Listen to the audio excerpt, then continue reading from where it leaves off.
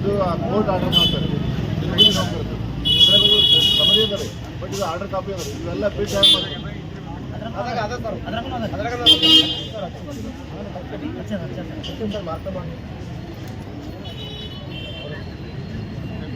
Copy 11 10 11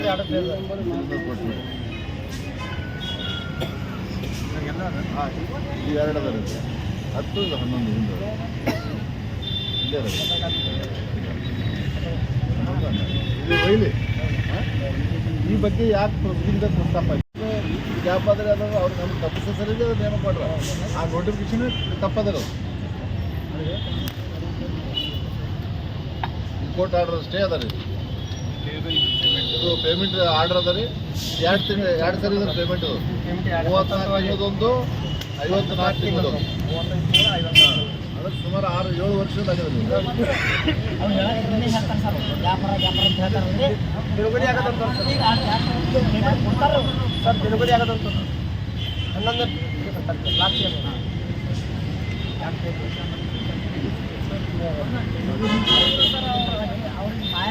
ಪಾಲಿಕೆಯಲ್ಲಿ ದಿನಗೂಲಿ ಕಾರ್ಮಿಕರು ಸುಮಾರು 20 ವರ್ಷದಿಂದ ನಿರಂತರವಾಗಿ ಸೇವೆ ಮಾಡಿರ್ತಕ್ಕಂಥವ್ರಿಗೆ ಇವರೆಲ್ಲ ನ್ಯಾಯಾಲಯದಿಂದ ಮಹತ್ವಪೂರ್ಣ ಆದೇಶ ಕೂಡ ದಿನಗೂಲಿ ನೌಕರರ ಪರವಾಗಿ 3 ಬಾರಿ ಆದೇಶ ಆಗಿರ್ತಕ್ಕಂಥದ್ದು.